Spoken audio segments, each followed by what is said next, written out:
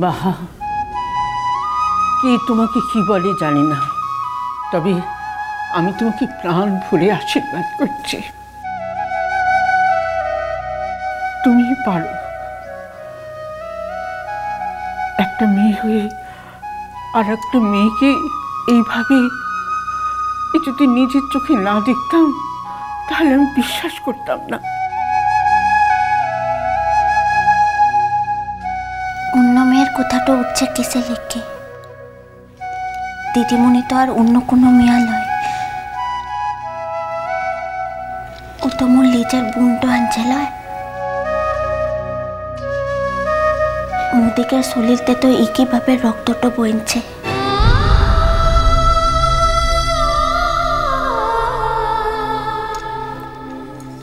মোর দিদির ইমন একটু খারাপ সময়তে যদি মু তার পাশটুতে না থাকি, তাহলে তো এই বোন সম্পর্কটা লামতে একটু কলঙ্কটা পড়বে।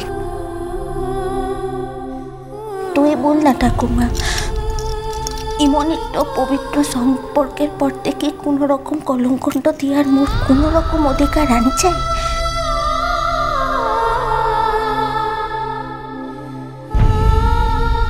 আসছে।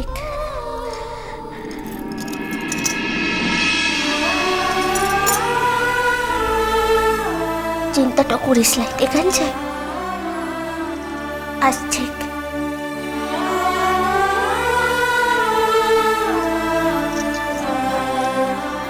চল কিনে আসি। এসো।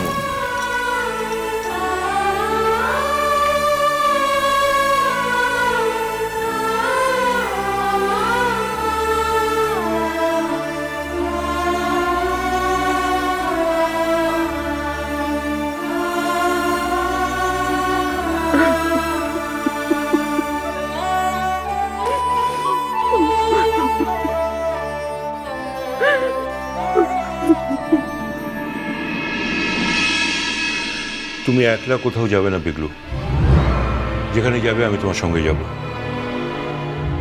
সে তুমি কমলিকার বাড়িতেই যাও আর ওই আমি দু জায়গাতেই যাব বাবা। হ্যাঁ, যাওয়াই তো উচিত। বউটাকে তো খবর দেওয়া উচিত। দেখো যাও, বউটা হয়তো কিছু জানেই না, আর যদি বা জানে, কোনো বউ এটা মানবে? তাছাড়া তাকেও তো ও ঠকিয়েছে না ছেলেটা। সেই তো, ওর বউকে সবার আগে খবর দেওয়া উচিত। ওফ, তোমাদের মেমোরি এত পুয়ার, আমার কোনো আইডিয়া ছিল না। ছবিটা ভুলে গেলে এর মধ্যে? এটা একটা প্ল্যান, একটা শুধুমাত্র প্ল্যান। এটা একটা প্রতিশোধ স্পৃহা চরিতার্থ করা, সেটা এখনো বুঝতে পারছো না? স্বামী স্ত্রী দুজনে মিলে জুটি বেঁধে কাজটা করেছে। দেখো, হয়তো খবরের কাগজে ছবিটা ওর ইনফ্লুয়েন্সে বেরিয়েছে। দেখো পিগলু, আমাদের কিন্তু আর বলার মতো কোনো জায়গা নেই। ওই রুষার আবির্ভাবের পরে আমরা তো ব্যাকফুটে চলে গেছি, তাই না? কি বলবো বলো বাবা, আমি কিন্তু কমলিকাকে আমার আর রুষার সম্পর্কে সবকিছু জানিয়েছিলাম, মানে এক্স্যাক্টলি কি অবস্থায় আছি আমরা। এই যে আমাদের ডিভোর্সটা পর্যন্ত হয়নি, সেটাও কিন্তু কমলিকা জানে। আর রুষা যে আমাকে কন্টিনিউয়াসলি ফোন করে ডিস্টার্ব করছিল কদিন ধরে, সেটাও কমলিকা জানে। এমন নয় যে সেই দিনেও আকাশ থেকে পড়লো প্রথমবার। রুষা এসে যে কথা বলেছে বা যা আচরণ করেছে, তাতে তো যে কোনো মেয়ের পক্ষে সেই সময়... দেখো বাবা, শুধু শুধু একজনকে কাভার আপ করে কোনো লাভ হবে না। এর বিকল্প তো হতে পারে না যে তারা আগের স্বামীর সঙ্গে সে গিয়ে হোটেলে রাত্রিবাস করবে। না, কেউ এটা ভেবেছে যেহেতু আমার আগের বউ ফিরে এসছে, ও ইজিলি এখন তার আগের স্বামীর কাছে ফিরে যেতে পারে। তা তুমি এখন কোথায় যেতে চাইছো? আমি আগে কমলিকার বাড়ি যাব। তার ফ্যামিলির লোকেদের সবটা জানা উচিত, জানাবো। আর তারপর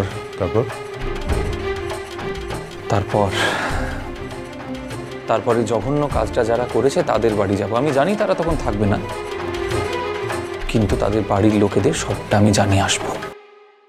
আমি যাব তোমার সঙ্গে। তুমি কোথায় যাবে? বাড়ি। আমি এখানে এসেছি, রয়েছি, থাকবো কিছুদিন। এখানে তো আমি ডাক্তারি করতে আসিনি। তুই যেখানে যাবি আমি সঙ্গে যাবো। বই কি বাবা, বাবা তুমি এরকম একটা জঘন্য ঘটনার সঙ্গে নিজেকে আর জড়িও না বাবা, প্লিজ। আমি মানে আসলে আসলে ঘটনাটা এমন একটা জায়গায় চলে গেছে না বাবা যে পিকলু, পিকলু তুই কি বলছিস বাবা? ঘটনাটা আমার ছেলের সঙ্গে ঘটেছে, পাড়াপড়শির সঙ্গে ঘটেনি। যাও ওইটি, আলবাত যাও। একা যাস না বাবা, বাবাকে নিয়ে যা। বাবা থাকলে কি, বাবা থাকলে কি বলো? না, আসলে বাবা থাকলে ঠান্ডা মাথায় সব বুঝিয়ে আসতে পারবে। আর তুই মাথা গরম করে কি করবি না করবি তার তো ঠিক নেই। দেখো মা, একটা কথা বলি, ঘটনাটা যতটুকু ঘটেছে, যা ঘটেছে এক্স্যাক্টলি ততটুকুই আমি বলবো, আমি আর কিচ্ছু বলবো না। আর একটা আশ্চর্য ব্যাপার দেখেছিস বউ, কমলিকা ওইভাবে বাড়ি থেকে চলে গেল, কাগজে তাদের ছবি ছাপা হলো, তার সত্ত্বেও ওদের বাড়ির লোক কেউ একজন ফোন করে একটা খবর নিল না। সেই তো,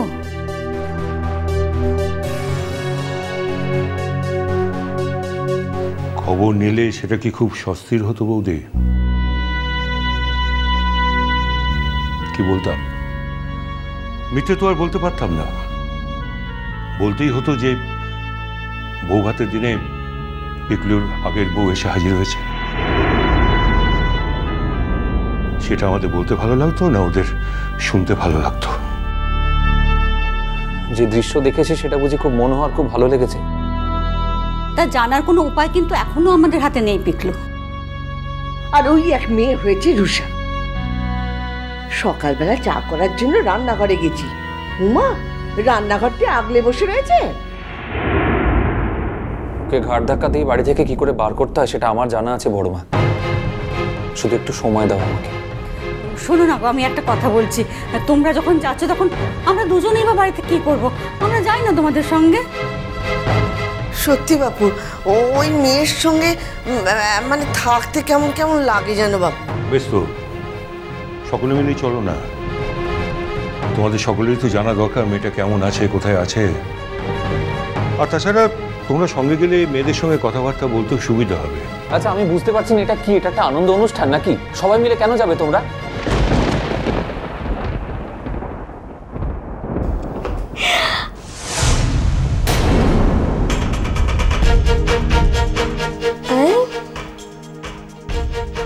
কোথাও যাচ্ছ নাকি তোমরা?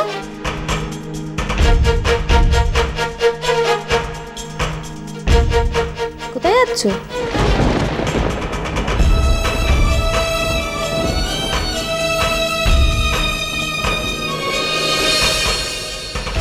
না অ্যাকচুয়ালি আমি নিজের জন্য চা বানাচ্ছিলাম, তো তাই ভাবলাম তোমাদের জন্য বানিয়ে আনি। চাটা এখান থেকে নিয়ে যাও। এত বড় সাহস তোমার হয় কি করে? তোমাকে বলেছি না তুমি দোতলায় উঠবে না, কেন উঠে এসেছো এখানে? মানে এই নিয়মটা আমি বুঝতে পারছি না। একজন স্ত্রী তার স্বামীর বাড়ির নিচু তলাতেই খালি ঘোরাফেরা করবে, ওপর তলাতে উঠবে না? আর তাই যদি নিয়ম হয় ধ্রুব, আমি বা সেটা মানবো কেন?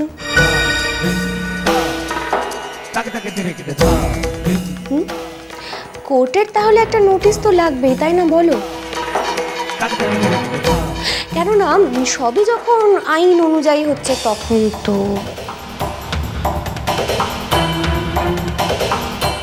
কি বাবা, বাবা তুমিই বলো, আমি কি কিছু ভুল বললাম? শোনো, আমরা কেউ চা খাবো না, হয়েছে?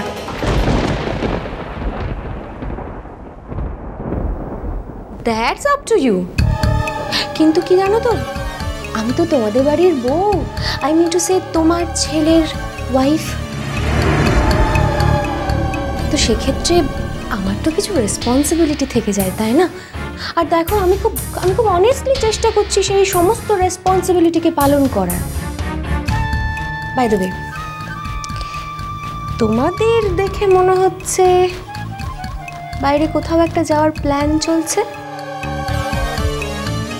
তা বাবা দুপুরে খাবে তো? আমি রান্না করি।